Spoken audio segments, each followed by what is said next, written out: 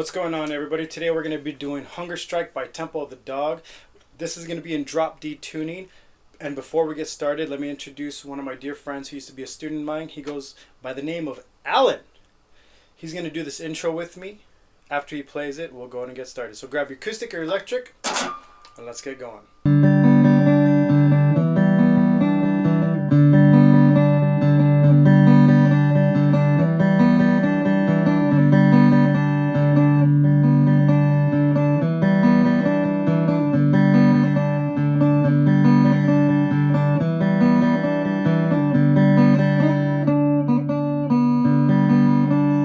Alright guys, so thank you Alan once again for that intro. And for this song we're going to be using a lot of the 4th string, 3rd string, and 2nd string. I'm going to also be teaching this with the Eddie Vedder version where it does that. But we'll get to that in a minute. So, right off the bat, all these notes bleed together. They sustain together. They sing together. Always. Okay, so let's get that clear right away. So when we play this, we're going to start 4th string, 3rd string, 2nd string, 3rd string. So 4, 3, 2, 3. That's the first thing you want to get used to. Now, depending on how you hold your pick, don't pluck this really hard.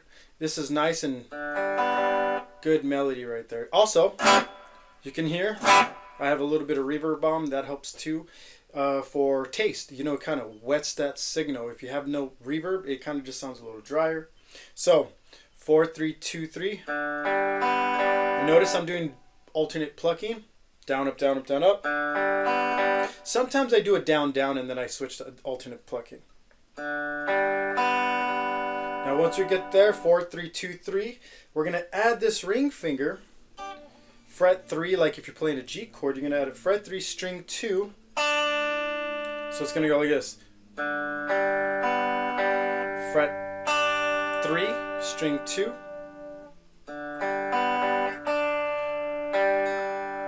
Then 3, 4, right after.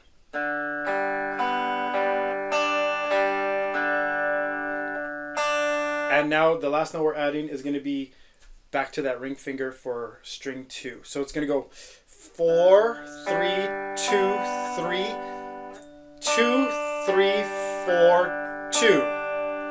That order you got to get used to. 4, 3, 2, 3, 2,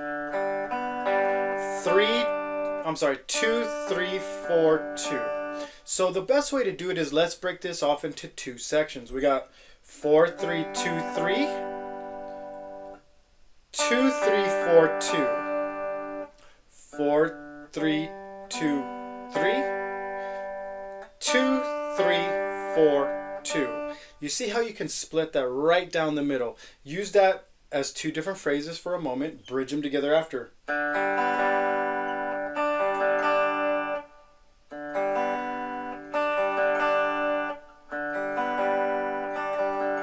That coordination is very important because since this all sings as one thing, there's no stopping of the notes. You want to make sure you have that nice and clear and distinct in how you're plucking that. So let's play that a little slow.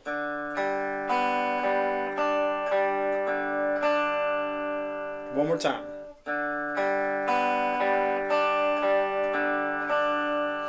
Now,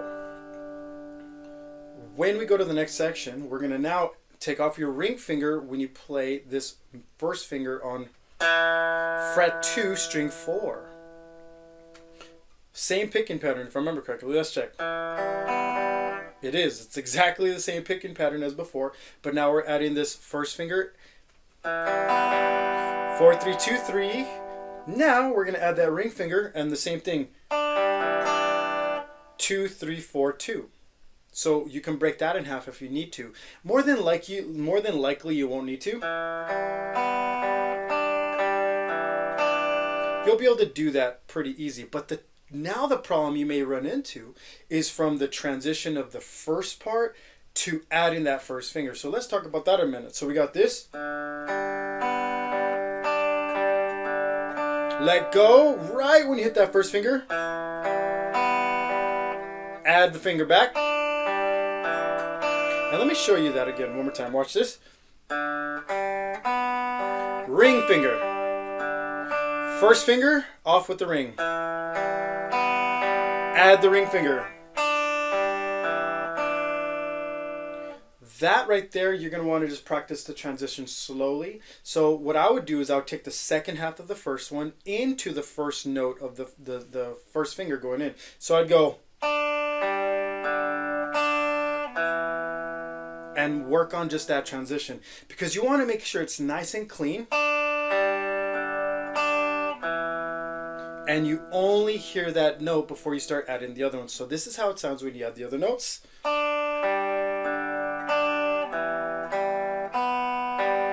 Notice I went from the last half of here, right here, to the first half of, and then the end it. Those are the two most important parts to get down as one. Once you can get that, the rest of this riff is fairly simple. So now let's put that all together in how many times they play in order. Here we go.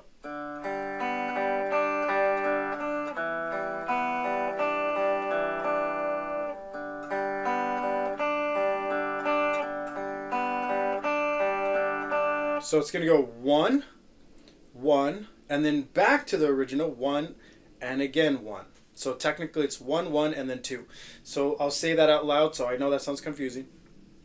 But watch this. 1. Switch. Back to the original. And again for the original. Now notice when you come back to the original, you still let go of that ring finger once you reset to the first note.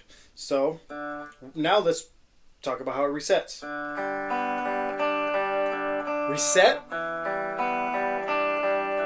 Reset, no fingers. Reset, no fingers. That is the whole riff right there. Now the next thing that happens is people get confused. Okay, so I did it 1, then I changed with the ring, with the first, then I went back to the original for 2. Now when you go back to the beginning, you start on 1, but it really feels like you're doing that original part 3 times in a row, and technically you are. But you don't want to think of it that way. You want to think I do 1, then I go to the first finger with it, then I do 2 with the original, and then it starts over on 1 again with the original open. I know that sounds confusing, so let me explain. So here we go. 1. First finger. Original again for 2.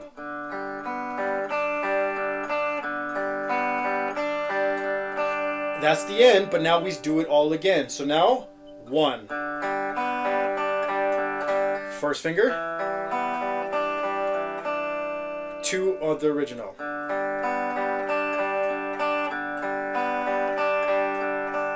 Once you got that, you got the riff. Now, you want to practice that nice and slow like I did right there, nice and even. Ba ba ba ba ba ba ba ba. 1 2 3 4 5 6 7 8. 1 2 3 4 5 6 7 8. Everything has a rhythm.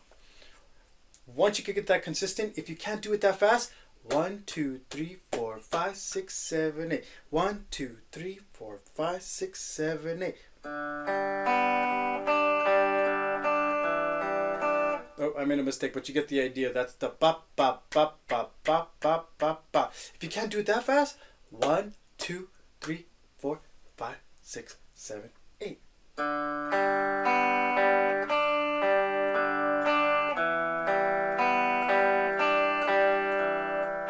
So on and so forth. And now, the Eddie Vedder part comes in next.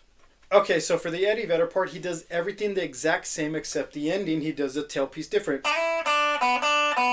So let's learn that first, and then I'll tell you how to drop it in. So we start with the ring finger on fret 3, string 2. We're going to pluck it and slide to fret 5. Now we're going to go back to fret 3 on string 2. Everything string 2. Open. 3. Open. That's literally all it is. So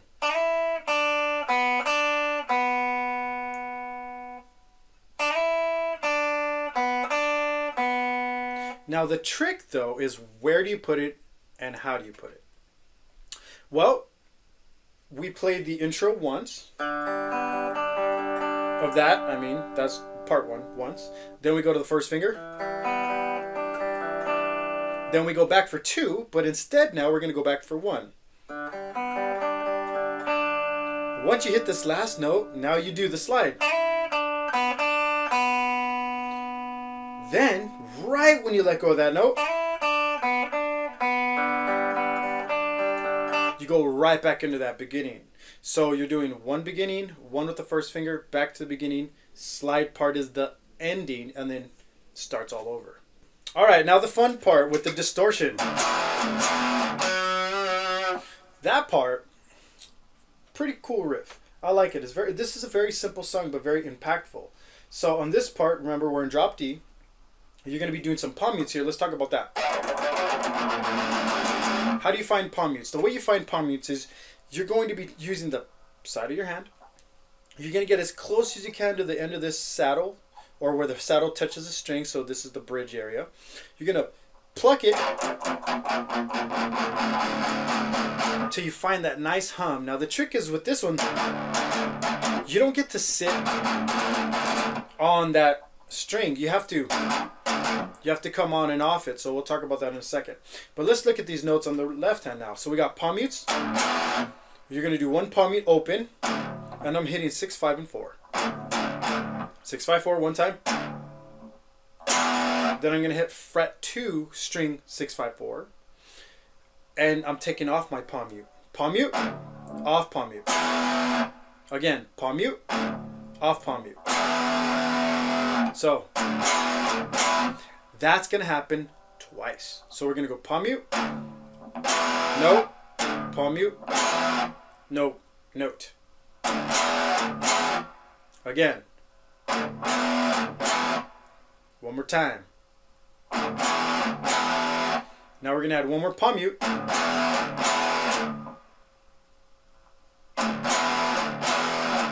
See how I added that last one at the end there? Now the thing about the palming though is when you don't want to move, you got to find where it's nice and comfortable, and you got to get used to plucking, opening up your hand, or leaving your hand closed, and hitting that exact spot where that palm mute feels nice and get that nice hum out of it. So when I hit this note, last note to learn is ring finger, fret 4, string 4, right here. So when I go palm mute, that last palm mute gives me the transition note to go over. So I got move, and again. And that might be a little weird thing if you're new to guitar, so that moving over part. So what I like to do is when I play, right there, I'm already looking ahead of where I'm going when I'm getting there with my eyes. I'm already looking towards that note when I play. Right? Look ahead to hit that note. Now when I do that note, I'm adding a bend to it. So I'm plucking fret 4, string 4, and I'm giving it a half step bend. A half step bend is only 1 fret difference, but it should sound like this if you're doing it going up by 1 fret. But we're not, so we're bending into that, but that's the note you got to have in your ear when you play. So